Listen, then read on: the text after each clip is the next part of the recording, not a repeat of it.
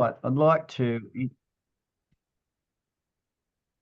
introduce, just getting a few people coming in. I'd like to introduce Dave Robson, who is a great proponent of the Royal, does a lot of work, has really put his heart and soul into Friends of Royal, and he's the active secretary of Friends of Royal. He'll be presenting to us tonight. But first of all, actually, I'll just give acknowledgement to country. I realise that many of you may not all be Dharawal people, but on Dharawal lands. But here we are in Sutherland Shire, NPA on Dharawal land. So we acknowledge the elders past, present and emerging. We realise the land's never been ceded. And yeah, we are grateful to be on their land. So Dave's going to be presenting to us tonight on the story of redjacks, which has been a voyage of discovery, begun with Dave's penchant for redressing the terrible weed infestations along the northern shore of the Royal National Park. And that redjacks is a wonderful isolated place, wonderful to work, very quiet, a few boats going up and down the Port Hacking, but it was covered with senna, and that's largely been redressed to the point that there's now the other two weeds. What's it, aloe vera? What's that weed, Dave? Palm trees, massive Canary Island date palms. We'll talk about all of that. Yeah. The small one. What was the small one, Dave? The aloe. What was that small one? Aloes. Yeah, the aloes. Yeah. So it's just aloes and the that palm that's Canary Island date palm that's very, very toxic. So Dave's going to take us through the story of redjacks as he sees it, and perhaps give us a little bit of history. So Dave, we look forward to that. So over to you. Thanks very much, Ian. Yeah, redjacks is a fascinating place. I hope that you will get a view of it and maybe a bit of the infectiousness of the joy of the place as we go through it. What I've got for you is I've got a presentation, and I also made a video knowing this was coming up. When we were down there last, I just did a little bit of videos of the area and glued them all together. It's no professional video things, but it's quite interesting, and I think you should enjoy it. So let's start by trying to share my screen, if I may. And so we'll go down here and find the presentation. Here we go. We might get everyone to make sure they're on mute and stop the video. That's it. So just okay. Let's see. Can you all see that? Yep. Great. Really good. Okay, so Redjacks Point, I'll take you through where it is and the history of the place and what we've done and where we're going from here as well. So to start with, you can see a building, and it was hidden away when we started. We'll talk about that. But let's first of all go to where it is so you understand its position and its location influences so much of what it's about. You can see down here on the right, you can see Main Bar, and this is the southern shores of Port Hacking. And Redjacks Point is here. Over here on the right, we got Yennabilly Point and Costons Point, Warrnambool is over there, and Lillypilly. But a major feature I want to draw your attention to is that the channel of Port Hacking is way up by Lillypilly, and all this area south of the channel is all sand and mud flats with a lot of seagrass. So it's an incredibly rich marine environment, and that impacts the way that humans have interacted with this whole landscape. So if we look at the human habitation of the area, you can see that there's these buildings we'll talk about, but those flats that I was just showing you on that overhead shot are just abundant with shellfish. And as you go along all this shoreline, you can see that the Dharawal people have been there and living there for so many thousands of years. you can't say there's a midden there. The whole of the shoreline is midden for literally kilometers. Yeah, everywhere you go, there's shells, and you'll see some of those as you go through. Those flats as well, they limit boating access to the area. So a lot of this area is you can only get to really by boat. You've either got to have a very shallow boat, or you can only get there on mid or high tides. And so, as you can think, for the early settlers, that was a constraint. It's a limitation, and we'll talk about that as we get through. There's 2 sandstone buildings at Red Jacks, which are fascinating. And here's a bit of for the history buffs. Here's a little that will interest you.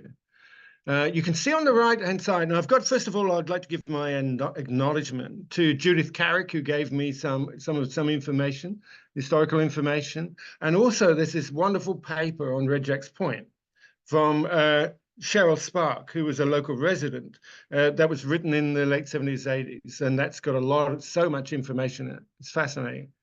So William Coston bought the area around Red Jacks in 1860, and then he sold it only 9 years later, and he moved to Coston's Point. He bought the area around Coston's Point. Coston's Point has a deep water entrance on its western side. So, and there are notes that he did some careening business, some related to boating, etc., which you could never have done at Red Jacks. So, even though we don't know, it would seem indicative that he probably wanted the deep water access, and that's why he moved to Coston's. Now you can see this map that's here, and it's 1881, and you can see Coston's house is marked there, and you can see what looks like Frisch's house. Why it's Frisch's house is not clear, because the information that we have was that it was the Red Jacks area was sold to Alfred Davis in 1882, and he also bought the Costons area. And he died in 1885, and this land was with executors for a long period of time. So why it's called Frisch's house is just not known. Not in any way of the information and the sources I've got. The booklet the research paper by Cheryl Spark went into a lot of detail on the 2 buildings. And the conclusion of that paper was that they used a type of nails in the construction that gave a time period that it was likely to have been constructed to the 1880s. And so I'm not challenging that in any way. We're using that as an indication that these buildings were built in the 1880s. They're fantastic stonework. When you see them there, if I go back I'd like to go back to the first picture, as you can see, this one here. You can see this is the stonework as you can see it today. You can see it's lovely rectangular stonework. Now, but this is the one large surviving wall. If we move forward and look at this photo, this is from Cheryl's paper, and this was taken in 1987. But her paper was revised in 1993, and showed that it looks similar to today. So the place was looted between 1987 and 1983 by locals who wanted the stone to build their houses in Mainbar and things. So the way it is today is a result of those years. And I believe that was shortly after this land, it wasn't long after this land was taken over by national parks, but I haven't looked into that particularly myself. Somebody else might like to, but it was a later addition to the parks. There was a local myth that this was used as a pub because there was a lot of glass around. But any if you've been down to the shacks all around the coast, down at Era, etc., would know they must have been all pubs because of the amount of glass that's down there. So I don't believe it at all. Nobody believes it was a pub. It was a dwelling of some sort. And this is what it looks like today. As you look through one side of it, you can see the scattered stonework covered in moss. It's a charming sight, and it's really amazing. So that's as much as I know, particularly about the history. Has anybody got any questions you want to ask now? I've got a item at the end where you can ask any questions on anything, but I wasn't going to do much more on the history than this. So if anybody's got any questions or comments, then feel free to come in at any time. So it's a rich area, as you can see. It was rich with Aboriginal history and some colonial history. But what attracted us as well is that, me, when I was walking around these areas, is that the lands, as you walk down from the main bar road, and you're going through really fantastic bush. It's beautiful. You're going down all these slopes. It's quite similar to a lot of the foreshores of Port Hacking. It's a lot of probably wet sclerophyll, but when you look at it, you're seeing all the Sydney red gums going down the hillsides and to the waters, and it's fabulous. And it's not weedy. It's only when you get down to specific points along the foreshore that you find this massive infestation of weeds. And this is all, like a lot of the park, the weeds have come in with human habitation. And it's all around the edges of Bundina and Main Bar and Heathcote and Engadine and Gray's Point that you find the masses of weeds coming in. Now, some of there, such as with the shacks around Gibbon and Bonnievale, those also introduced weeds and down the coast.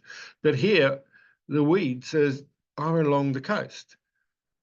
And so when I was walking along this, and it's 2017, I was walking along and thinking, we just got to do something about this. The first place that really caught my eye, and I'll go back again to an earlier slide, was this point here. It hasn't got a name. It's in between Costons and Redjacks, but there's a flat. It's often used by boating campers who come across, and they often trash the place, which pisses me off. But there's an area here which was just full of prickly pear. It was enormous quantities of prickly pear, and I wanted to try and get rid of it. And there was a bush regeneration group working regularly in the Royal Bushes. I'm sure some of you know it well. And they used to work on Thursdays and Saturdays, but they weren't interested in anything remote. So we decided that we had to do something about it with Friends of Royal. And Ian was a part of that, as we decided to go in by boat and remove this. So we picked two of the highest tides of the year, came in by boat, and got all the prickly pear out of here and took it up to Bonnievale. And I think we probably did, I don't know, maybe 20 trips to Bonnievale full of prickly pear. It was a colossal amount. We just got rid of it, and it was fantastic. We made a video. Everybody was incredibly happy about it.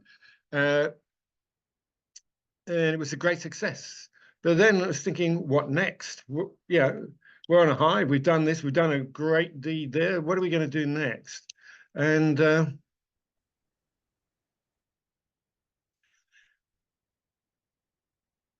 me take you back here.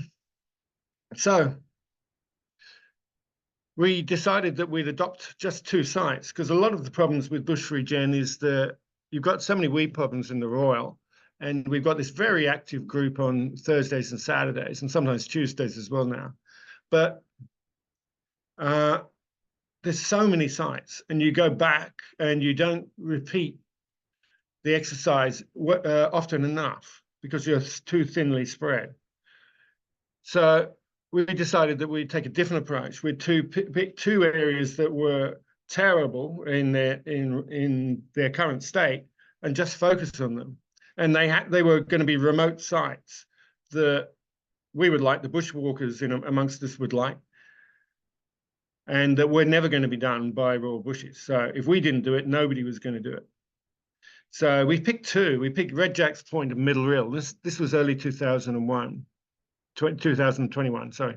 I won't talk about Middle Rill. If you want to ask questions about that another time, but just for location, it's a hidden valley off Gary Beach, which is very remote and wonderful, just like Red Jack's is in a different way. And so we picked those two and we started on Red Jack's. And it's got a huge weed problem. To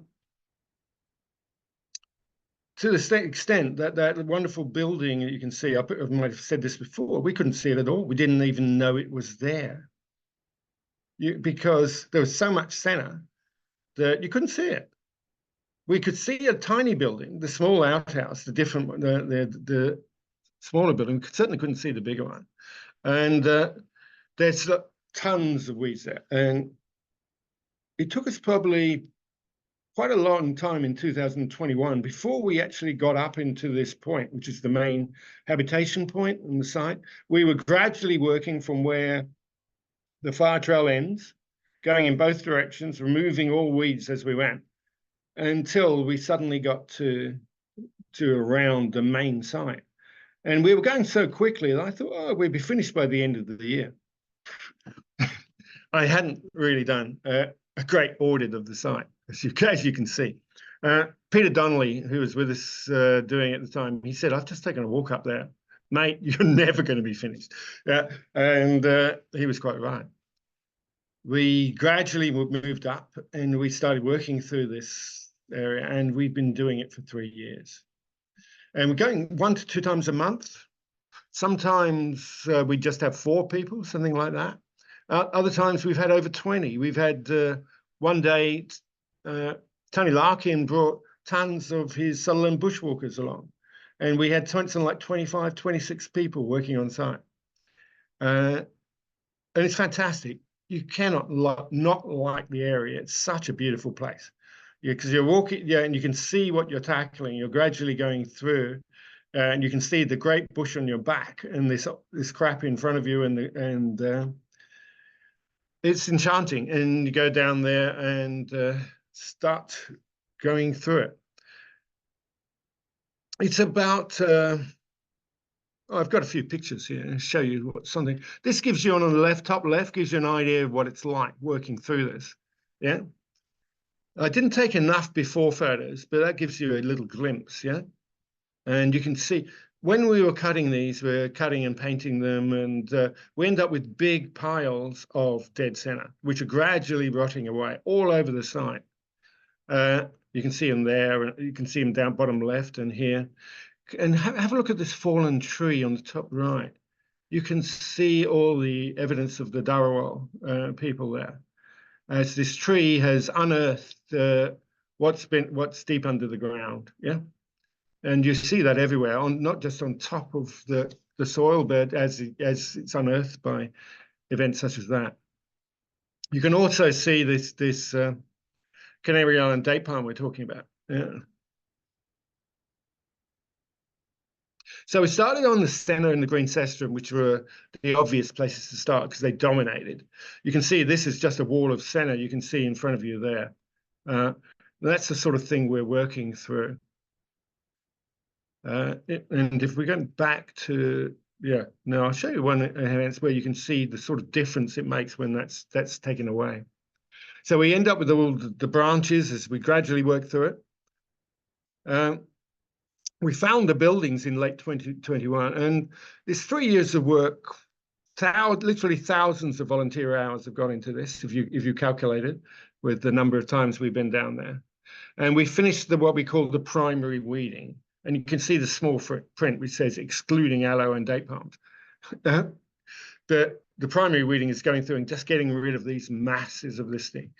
The secondary weeding is the seedlings, etc., that grow from those. And we'll talk about that a bit as we go forward as well. The date palms and the aloe, you can see that's what the aloe looks like on the site. It's just it's a massive ground covering.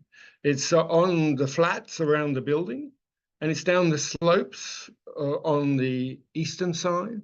And as you get to the actual point, the point, it's probably all around the point. It's perhaps 10 meters wide, just as a pure ground cover, straight from the edge of the rocks on the tidal area. The first part is all alloy, and you couldn't even see that when we were first started because there was all the other things we were working through. And it's very heavy to remove. So we're thinking about how to remove this. We could do it by boat. We could drag a lot of the things down to where you can get a four-wheel drive down. But part of the problem with that, it's incredibly heavy. And the other problem you got is that it's so dominated the landscape that if you totally remove it, then the soil is open to erosion. Yeah. So what we have to do is take it, we've been going at this quite hard for 3 years, but now we got to a stage where we have to slow down. Because if we stripped all this, we'd lose the topsoil, and all you're going to get is problems from that.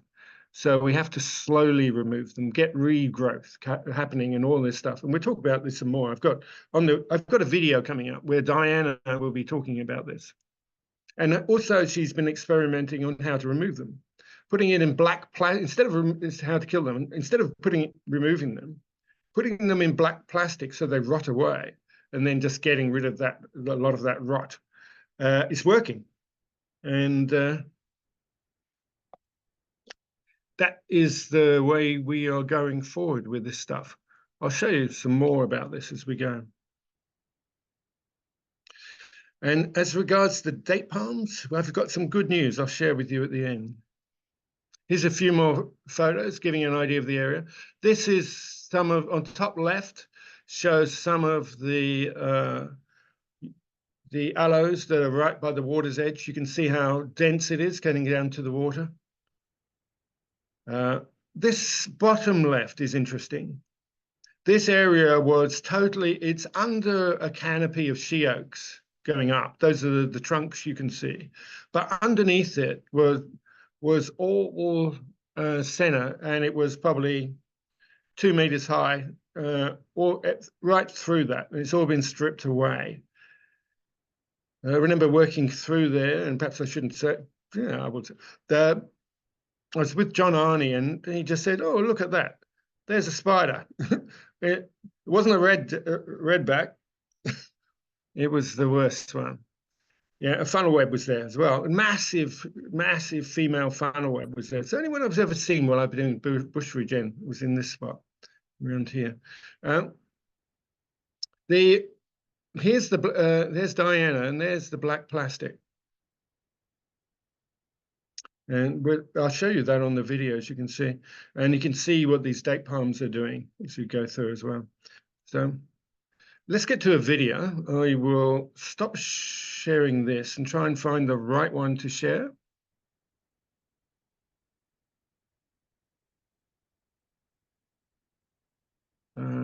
Let me go to...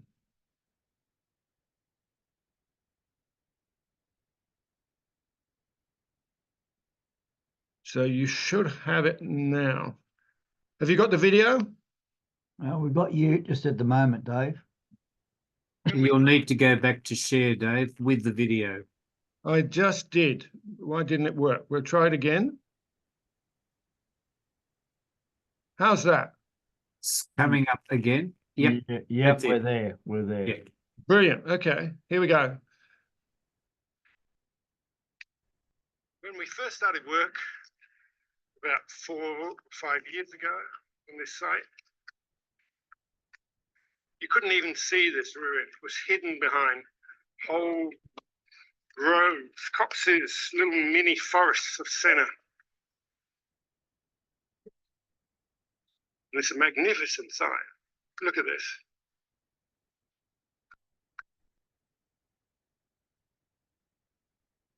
And all the way down the hill, you couldn't see the water. There was senna everywhere. There's other weeds, of course, as well. There's cassia.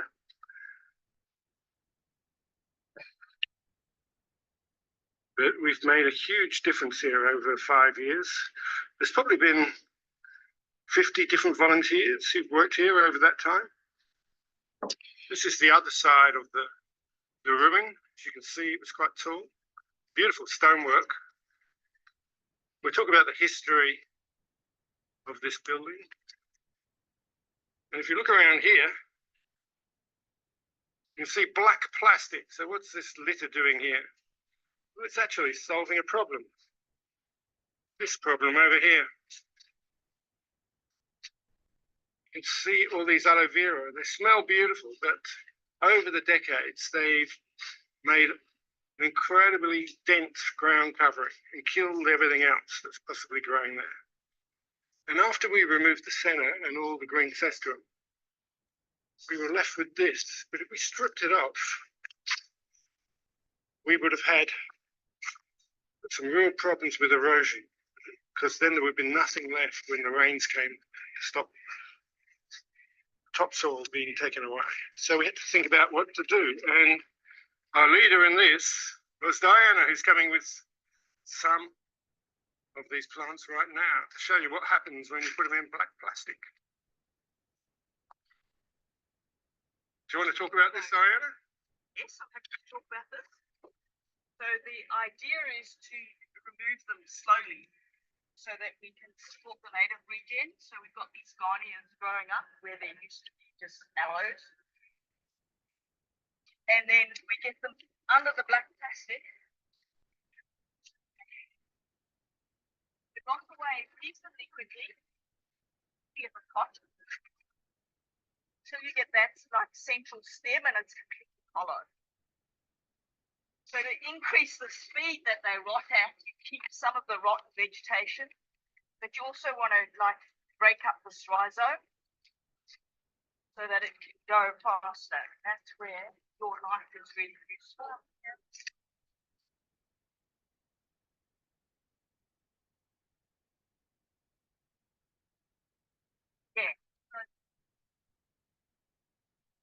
Take that rhizome and without breaking the black plastic, there it goes. You've got that space there so that it, you know, there's that little green that's got nothing to grow on. Then they can just break down faster. Fantastic. So the real aim is not to clear so fast that you get erosion on a sloped site. You're trying to clear so that you get some native regen that'll hold the soil while you clear it. Perfect. And you can see the slope and these aloes coming down here. So that'll really help. It'll get as big as those ones over there. That'll help to take up the space. See there? That's Fantastic. All around this site, you can see signs of the Aboriginal habitation here. And there's a reason for that. So down by the water, there's these huge mud flats that you can see. Now we get the migrant shorebirds coming here every year. All the eastern curlews, far eastern curlews sometimes they're called, and godwits, and they arrive here in August and they leave in April and they go up to eastern Siberia to nest. But also all these mud flats supplied sustenance for people for hundreds and thousands of years. And all along this shore you can see evidence of this. Further down the hillside, near the water, we've got more piles of dead senna, and you can see the re-sprouts, the seedlings coming through. All those seeds from this forest of senna I told you about would have been dropping here for over decades. And they'll be in the soil for a long time. So we'll need to be back here for maybe at least another 5 years, just removing the seedlings that come up. And down here you can see more black plastic, more evidence of the work that we've done with all the piles of the dead sennas around. And down by the water's edge, you can see here all the aloe vera that's down here. I initially didn't know this aloe vera was down here because it took us a couple of years to work through the center to find. And then I suddenly started seeing these orange flowers at a particular time of year that come out of the aloe vera.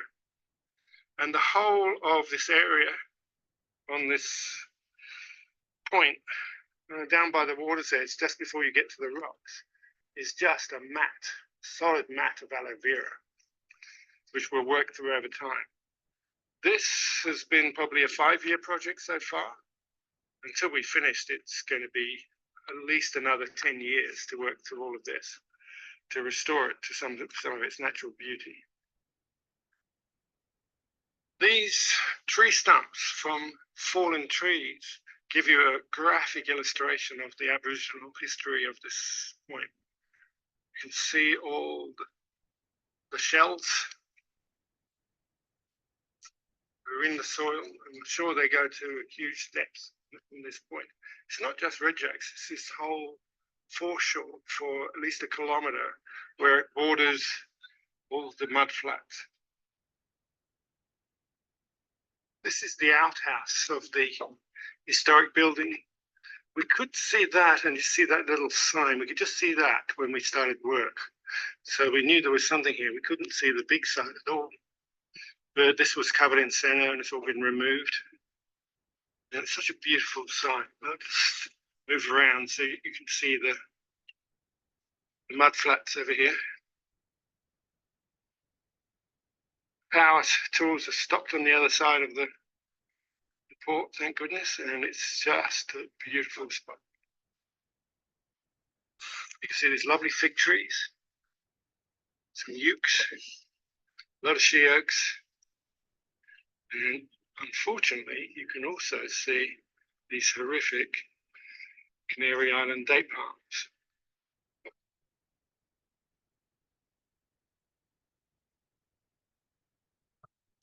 Hi, that's the video. First of all, a couple of apologies. I didn't have a script, so I just waffled as I walked around, and there are a couple of obvious mistakes. We haven't been working on it for 5 years. Yeah, it must have felt like 5 years when I was talking. It was only when I started researching for this, putting this PowerPoint together, when Brian asked me to, that I actually found it was 3 years we've been working on it. Must have felt like 5. Anyway. So I will now go back to sharing the PowerPoint. Let me go. The video tended to come through in stages rather than a continual motion. I just wanted to let you know that. Was that for everybody? Yep.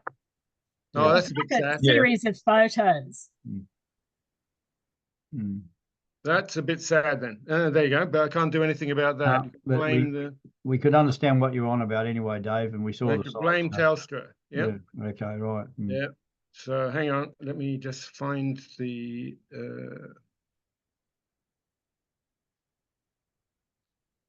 I'm trying to get zoom up. It's just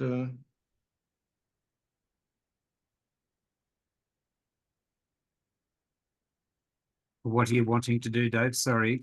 I'm trying to get back to the presentation and zoom Back is, to the share screen at the bottom now that you've turned the other one off. I know what I'm trying to do there, Brian, is to find the share screen with all the things open on my web.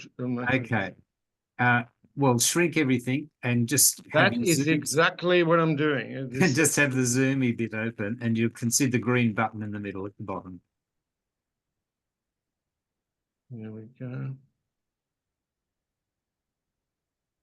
I had to maximize it. Somehow you got minimized, and that's why I couldn't find you. Now I'm back.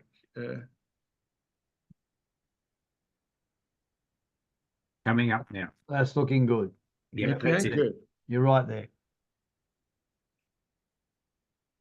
It's a pity you couldn't see the video then if it jumped around a bit, because it did show close-ups of all the work or the beauty of the place. But so the next steps for this. As I mentioned in the video, we've got ongoing work. Even though the primary weeding's finished, there's seeds in the soil and they'll keep coming through. So if we just walked away, 20 years time, it'll be exactly like it was today. So we have to keep coming back and removing all those seedlings. And we've got to slowly work through that aloe. Yeah, as talked about there, and I'll repeat, we will be slowly rotting it away and gradually have native plants to replace it. So that would mean that we don't necessarily go to rejects every month as we've done before, and we've taken on another site for the months when we can't go, and that's the next point to the east towards Mainbar. And I took this photo you can see on the right from my tinny, just off Yennabilly, and have a look. It's an interesting site. It's got a escarpment, maybe 30, maybe 50 meters back from the water, and there's an escarpment, and that 50 meters is just weeds. It's pure senna there. You can see it there with the yellow flowers. You can see some pampas on the left, and this particular photo just captures a small part of it. So it gives you an idea what it looks like if you don't do anything. And we will go there when we can't go to rejects and slowly start working through that one as well. So our next steps. We found this year our volunteers have been dropping a little. Perhaps it's because the primary weeding's finished and people feel job done. They've got through that, but it's also, I think, the nature of our volunteers as well. Most volunteers are retired because they've got the time to do it. There's some who work a few days a week and come down for those who are not retired, but a lot are. And as you get older, everybody gets medical problems, etc. So there's lots of good reasons why some people can't make it. But whatever they are, we've got less people coming than we used to. So this is a flagrant pitch for support. Anybody who's watching who is interested and likes the look of the place, then please come and join us. We'd love to have you along. We'll be going back to this site, as we said, removing all the seedlings and other things for a long time. And then we will intersperse that with some primary weeding, hacking into those forests you saw at Yennabilly. And so once per month, we're going down. I've put the dates up there. If anybody's interested, you can just either contact me if you'd like to, or just simply register on the Friends of Royal website. You can go in and just register, and then we'll be in contact with you. And I'd like to sort of finish on some very good news. We've been talking to national parks about this for forever, as you can imagine, and talking about removing these Canary Island date palms, and they are a problem. They're dangerous for people to work with because they have incredibly sharp spikes as you get towards the main trunks. If you go down the fronds towards the main trunks, there's lots of large, very sharp spikes on both sides. And those spikes are quite dangerous, even when they're dead, because the spikes don't rot away fast enough, and they're dangerous. So they're not things we want to work with on, at all as a volunteer group. So we've been talking to national parks about removing them, and there is an opportunity at the moment because this whole foreshore, all the way across there, is on the calendar for a hazard reduction within the next 3 years. The other problem these date palms create is they create a huge amount of foliage. So what do you do with those foliage and with those spikes? So what we're going to be doing is national parks are going to chop these down using contractors, and they will be burnt in the hazard reduction. So this is a wonderful opportunity. You've got these palms have been growing. If you look around the Costons area, as well as the Redjacks area, there are hundreds of these palms. They've come from Edgeones. Costons is quite shocking when you look around, and they're completely dominating the landscape there. And if you do nothing, it will, like all of these, it will only get worse. So taking this opportunity of hazard reduction to get rid of the dead material is a great opportunity.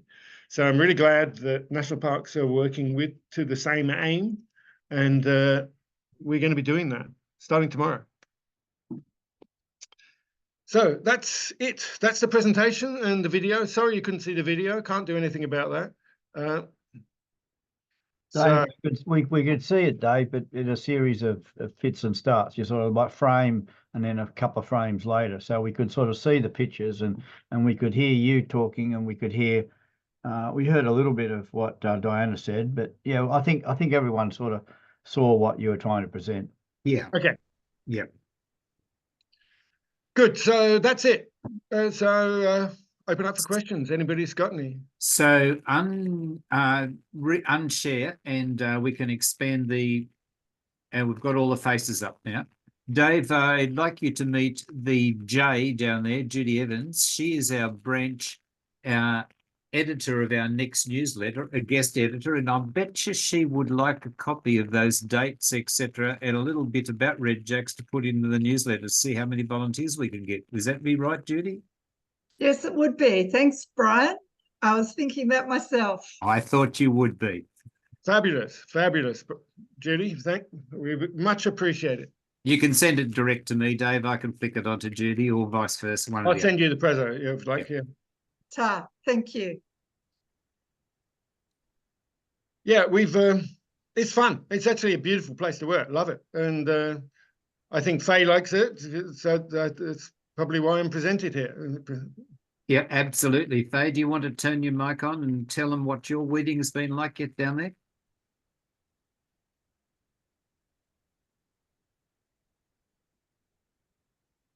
Not hearing you, Faye. You may need maybe the speaker's not working on the computer.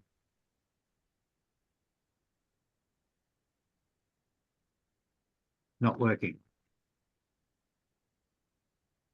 Can I ask a question? Of course you can, Helen. What are the plans for the ongoing conservation of the buildings now that you've revealed them? Hopefully people from Main Bar aren't going to pop over and remove some more stones. I don't know. I couldn't answer that question. That's one for national parks and what they want to do with this site. I think, as I said, there was some critique I read in the some of the documents about national parks in the 1980s not acting sufficiently to preserve the site at that point in time. But we're in a long way from there, 40 years further on. Yeah, great. And can the NPA bushwalking group do a walk down there, perhaps, Brian? Oh, I think we could manage something like that. For sure. That Yeah, would be love it. great. Yep. Love it. We There's might actually, Brian, you probably know this very well, but just in case, yeah. there are tracks that you can follow from Costons to Red Jacks near. I was going to suggest we'd throw in Costons in the same loop. Yeah. Very So you cool. It's quite interesting. That first point I showed you on the overhead map, where we took out the prickly pear, there was. Yeah, I don't know if it's a urban myth, but I heard that that was the site for some past New South Wales premier's holiday home around there. And if you look at the, you may well know more about this. No, I've heard the same story, but I'm not sure if I can source its origin. And if you do a bit of bush bashing around there, when you go down Costons Point Fire Trail, when you get closer to the bottom, but not at the bottom, there's a track going off on the right. And that's the one you can follow. And you can go along there and then turn off on the left to go down to the waterfront. But if you keep going, you'll find tarmac. It's an old road that was there down the steep part of the descent down towards that point. So that was the way that they must have had vehicle access to that point, which would probably have been required if it was a premier's place. So I don't know. Dave, do you know the exact dates of when those parcels were handed over to NPWS? I don't offhand, but I've read it somewhere. Yep. Probably should have researched that. Apologies. Yep. I have 5 questions, Dave. Please go ahead, Lydia. Thank you. First is, how big is the area that you try to regenerate? Just wanted to understand. Bigger than your bush block, Lydia. Yeah. Okay, because Couple of our hectares. block, Quite big. our block is Um, about 1,700 square meters. I know exactly how big it is. We've probably been working on the whole area we've been working on the whole area from that point I showed you, which had the prickly pear, to now we've gone as far as Yenabilly Point. And if you take that whole foreshore That is and you huge. stretched it out in a straight line, you probably have I'd say 3 kilometers. Yeah. Ah, 3 But if you took a eagle's view route between the two, yeah, you've got less distance. But probably 2 kilometers, I'd say, between the two. Yeah, now we've gone as far as Yenabilly. And we've covered pretty well between Yenabilly's an awful site, Coston's is, but the in between we have got it under some control. Okay. And the bushies are working on Costons as well, aren't they? Nobody's working on Coston's. Nobody now? Okay. Nobody. All right. Nobody's worked on Coston's for years. Right. I don't know if we'll get to the contractors who are coming in to do the date palms. If they get through everything at Redjacks, they will move to Coston's. Right. And have you got a site regeneration plan before you start, Dave? No, what we do in a lot of these places is we go in and we assess what's there and we start work on what we need to do, where we start. And it's quite obvious, some of these things, like you obviously, where you remove seeds. If you see seeds, you remove them, because there's no point removing the plants if you leave all the seeds. So a lot of the things, it's to do with the time of year. So when those particular plants are seeding, so we will attack them there to try and get them before, or get the seed pods at that time.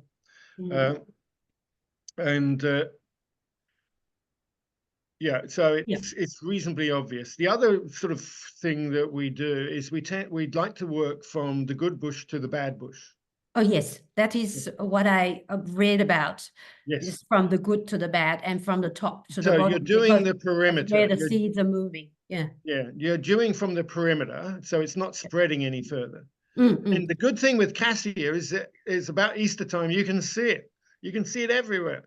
You can see that yellow. So you can see the isolated bushes which are outside the perimeter, and go and get them so they don't spread any further.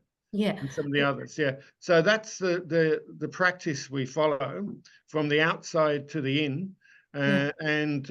So we've got it sort of hemmed into these really bad sites. And with Redjacks, we were working on that site. And I won't bore you with saying what we've done there. You've just heard. And the reason why I asked Dave is because I was thinking, before we tackle a site, we needed to understand what is there with, fauna.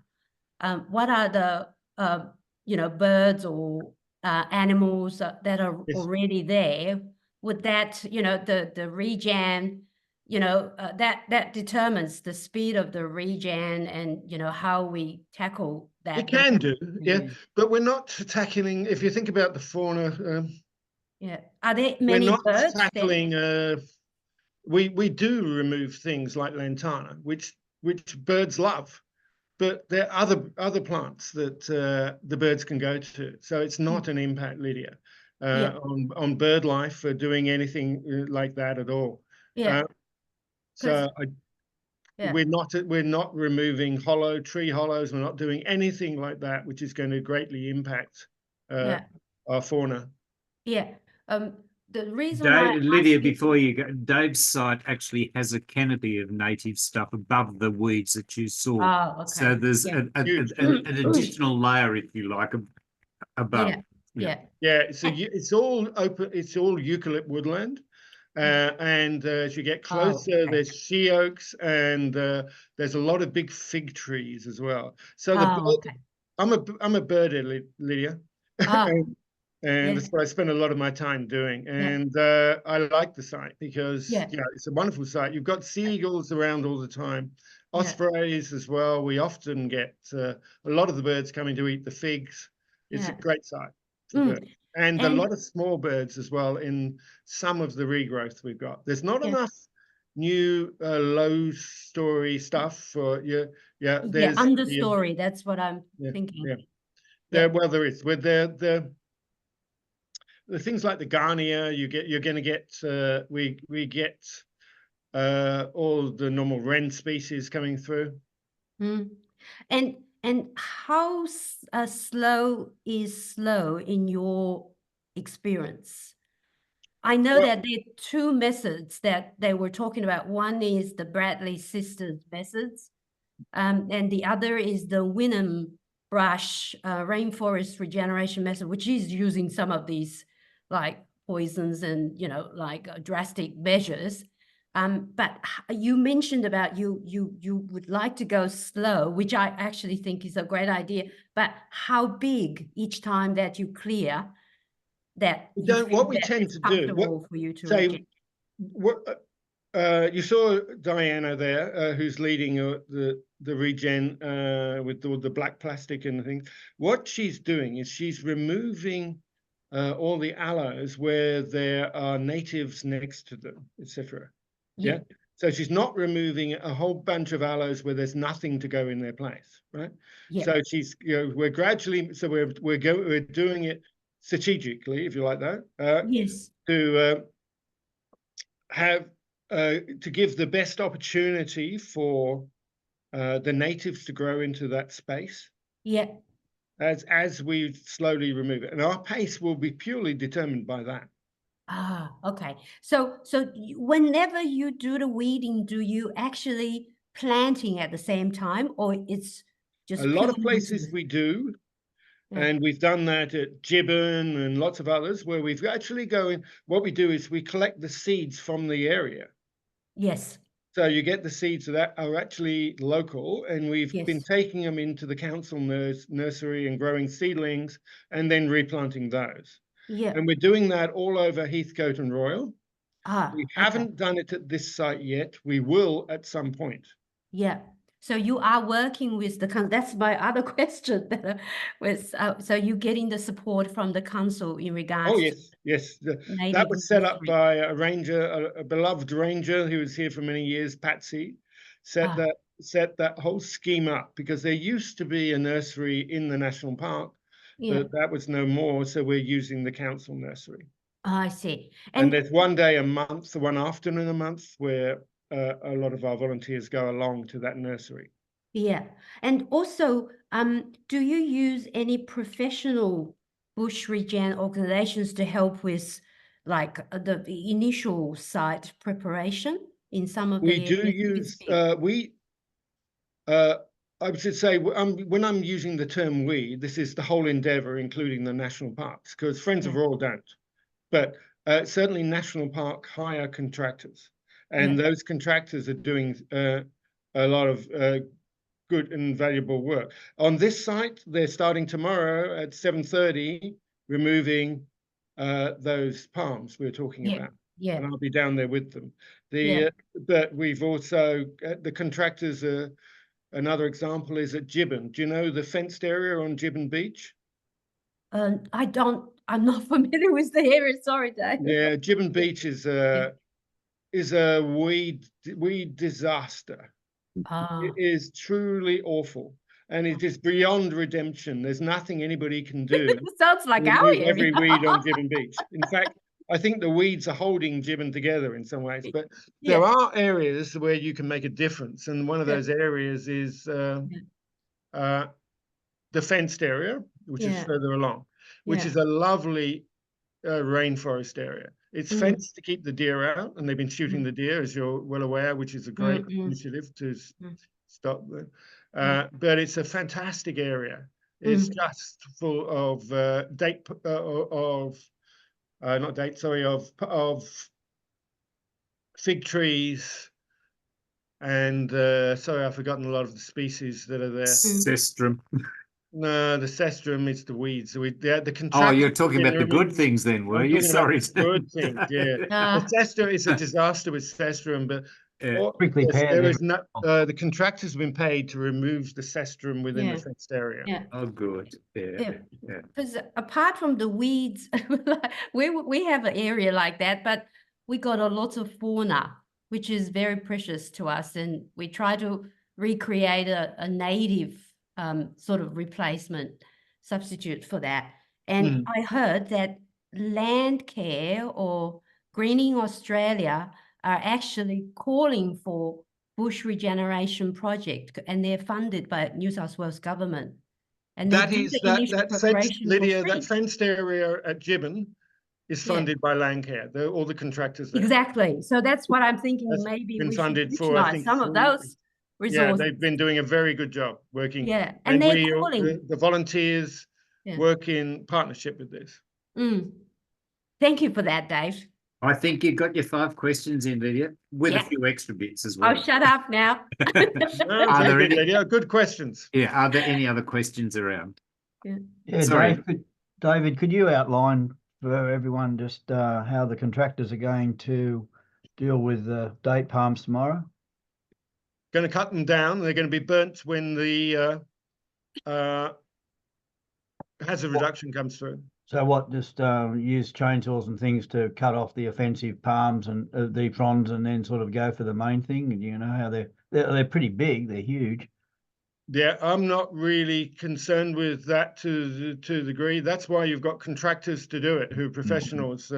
Yeah, Ian? Yeah, that's fine. If we were tackling it, I'd be very concerned. Oh, yeah, absolutely. Yeah, very. But for them, we want them out because they, I believe that if you cut them down, you will not need to poison them. But they may choose to do that. That's up to them. The other thing I thought was interesting, David, I don't know if you can get to it, but that initial map that you showed of Port Hacking. Yeah. I can bring it up if you like. Yeah, please. Okay, let me go back to the share and I'll find it.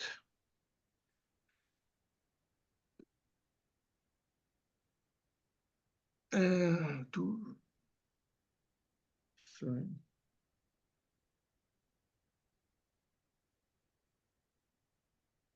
That's it. Yeah, just what? Oh, hang on. Oh, you were there. I was there and I'm not there. I'm just cycling back to find it. There we go. That's it. Yeah. What's what you can see from main bar? What's I think is very illustrative there is the channel that's been made from main bar through to the main deeper sections of Port Hacking. See that vertical line there up there? Can you see that? That's the artificial channel that's been dug for the boats. Is that right? I don't know if it's artificial. I don't know its history. Yeah. That Fisherman's Bay, that's been there forever, and that channel's been there. I've lived in this area for 40 odd years, and that's always been there. It's not new. Are you talking about the right-hand channel on the very edge, Ian? Yes. Well, That's not the the one that's not the one that's squiggling around. The one that's sort of going from the where you got. Oh no, the one that's squiggling around was the one that was sort of opened up to enable a big flush to come through, I think, wasn't it? No. Yeah. No, that's not the way it is. Oh no, no. No, we haven't got that far yet. No, Sorry. not round there. you haven't got to Constable's Point Yeah, yet. This yeah. is west of Constable's Yeah, Point. This is yeah. Fisherman's Bay. Yeah. I think it's called that. Is that the right name? I think it is. Yes, yeah. And Yeah, that's it. Yeah. you can see there's a few boats Yeah. moored there. That That's what I'm is talking about. that is a channel. It has channel markers in there. The red channel markers are there as you go in. That channel's always been there in as long as I can know. Yeah, for at least 40, 50 years. Yeah. Because Yeah, other so than that, it's not new. other than that, it's just a massive seagrass, isn't it? Really, from No, actually, it's not. There, you can see all those are flats. There's no seagrass in that area at all. a massive sand. You've got to go further west. Can you see where it's darker? Yeah. Where the seagrass takes over. You Mm. can see in there, there's a fair bit of seagrass as you go through there, Mm. but these other areas are not Mm. seagrass. No. Thanks for that. Anyway, yeah. Yeah, and this area, can you see my cursor? I Yeah, don't even- very clearly. Okay, yeah. The area we've been working, which I showed you from the boat in Yenabilly Point, is around about this area. And you can't, there's actually an escarpment line about there, and Yeah. this is all horrendous weeds, and we've just been trying to tackle that as well. Start on that. Oh, sorry, I didn't mean to do that. That's okay. Yeah, there we go. Yeah, thanks for that, David. That's a very Yeah. good map. I wouldn't mind to get a copy of it at some point. All it is I did it from Google. Oh, Google Maps, okay. Google, I removed everything I could remove and put in my own little markers on it. Yeah. No, well done. Well done. Yeah. Thank you. Yeah. So this is deep water coming through here, as you can Yeah. see, and that's why I suggested Costons have probably bought this because this is a deep water area here. Mm. And that's the edge of the flat. Mm. But it's a fascinating area, Red Jacks. I can't really tell you. It's about as much as I can tell you. I'm just an enthusiast. I should have said that at the beginning. Not an expert on anything. So I've answered your questions as well as I can. But if I've got anything wrong, I apologize now. Unshare again. Yeah. And so we can see who's got questions. Okay, let me just do that. I've moved you on. Stop share. That's it. Thanks, David. And do we have any additional questions? Other than Helen's question, would NPA end up putting a walk there on? Yeah, it's good. You can, as I said, walk all the way along the foreshore. Yeah. Well, it's a little way back. It's a lovely walk as you walk from Costons around. Really nice. There was even a time there once, David, when I was working there, we had the sea eagle coming over the top. Yeah, you can hear the seagulls regularly because they're patrolling around there. And There's so- actually ospreys have moved into the port recently. Yep. If anybody's interested, they're actually nesting on a boat Yeah, at the entrance to Burraneer Bay. Yeah. when I had the good fortune of I take it that boat doesn't go very far, Dave. It does. It hasn't been. I don't know how long they've been doing it. I've I got a went- I theory took that a most photo of boats just sit there and decorating the water. Yeah. Yeah. You can see the osprey often they're on the end of the spit. They go across there and they're on some of the wood there, or you can actually, if they're not there, you can walk up and you might see them on the boats. How lovely. Yeah.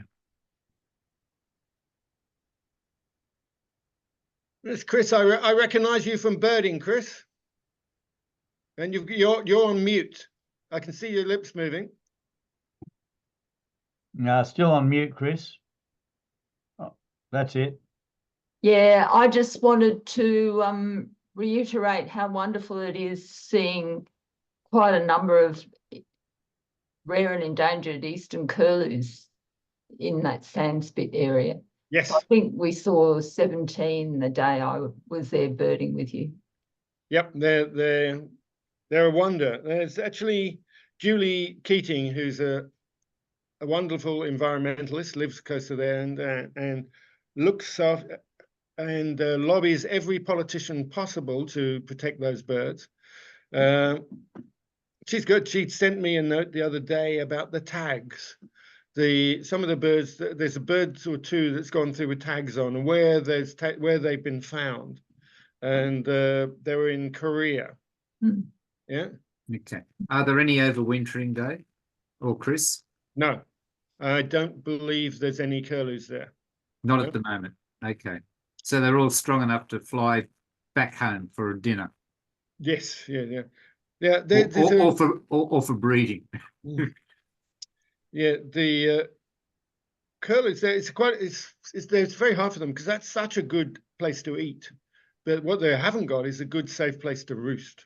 Yeah. At high tide. Yeah. And there was a little sand island that was created by tides or whatever, and they were using that.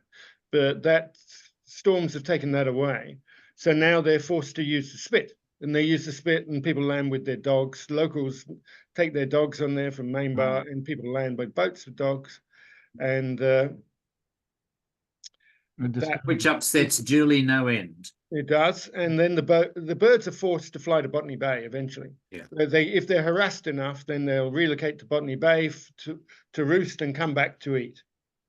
Where Debbie and I on account counted well over 50 of them there at the end of March. Yes, there's lots. Yeah. Really. Yeah, they'll be back in August. There's a particular week that you can set your calendar to, and they'll start turning up. That's right. They must come down at the same time as the coals and the channel bills. Bit before, Brian.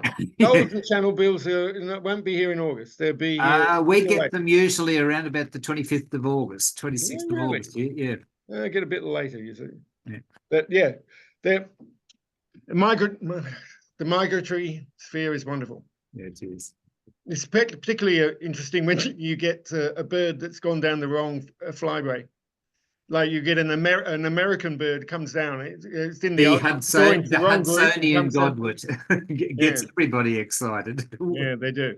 So That's good. Yeah. Look, when Faye and I talked about asking Dave to do this, we did debate, Dave, about whether we're going to get you to do redjacks or your birding trips out at around Round Hill and Nombinny, etc. An area that I have tried 4 times to get to, and every time I've tried to get there, I've brought on floods out that way, thereby making them impassable. But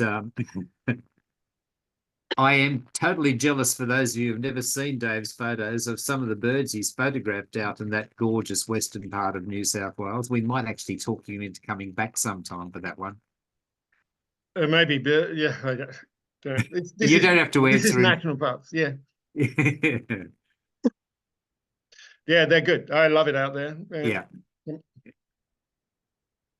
So, thank you very much for the opportunity to talk to you all. And, yeah, look, Dave, thank you very much on behalf of the NPA, and we will pass that information over to Judy for the next newsletter, which will be coming out in early August. Helen's giving you a clap, and thank you. And thank you very much. And Ian, you can probably now close it all down. Yeah, I'll stop. Helen, when you do put it in, just put a link to the volunteer calendar for anybody who wants who does want to come along. That's for Judy. Yeah. Judy, sorry. Yeah. Thanks, Judy. Yep. I'll stop recording now and then I'll end it. Thank you, everybody. See you. I'm going to finish my dinner. Okay. Thank you very much, Dave. Bye. Thanks so much. Bye.